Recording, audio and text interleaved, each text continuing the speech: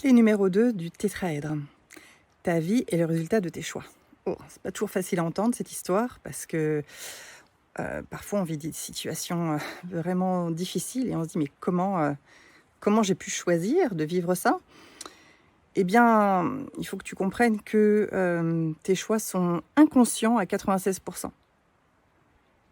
Donc déjà,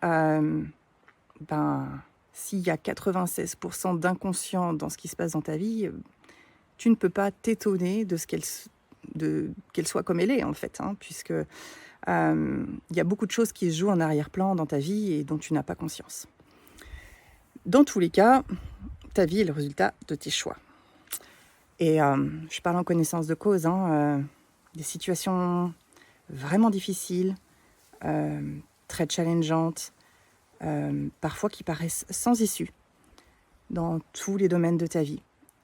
Que ça soit par rapport à ton lieu de vie, par rapport à tes relations, avec ton conjoint, ta conjointe, avec tes enfants, avec tes parents, avec tes collègues de travail, avec tes amis, que ça soit ta relation à l'argent, que ça soit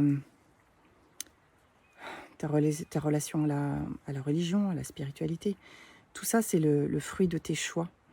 Et si tu es dans une situation qui ne te convient pas aujourd'hui, c'est parce qu'à un moment donné, tu as fait des choix pour en arriver là. Ce qui est chouette, c'est que tu peux faire des choix pour que les choses se passent différemment. Alors comme je te le disais, 96% de ce qui se passe dans ta vie ressort de ton inconscient. Donc même si tu fais le choix conscient de dire « je veux que ça change et je fais en sorte que ça change », ça va prendre plus ou moins de temps en fonction de l'importance du blocage, de l'importance de l'inconscient qui s'est mis en place pour que tu vives cette situation inconfortable. Mais sache que c'est possible de la transcender, c'est possible de la transformer et de vivre autre chose. Et je te donne une clé supplémentaire ici, c'est que ce que tu vis aujourd'hui, tu peux le voir différemment. Et ce qui te paraît inextricable, ce qui te paraît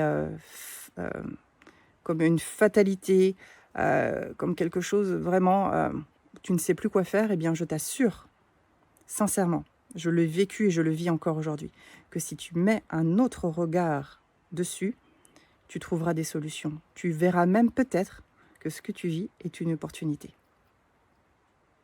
Je te laisse réfléchir à ce sujet, à cette clé numéro 2.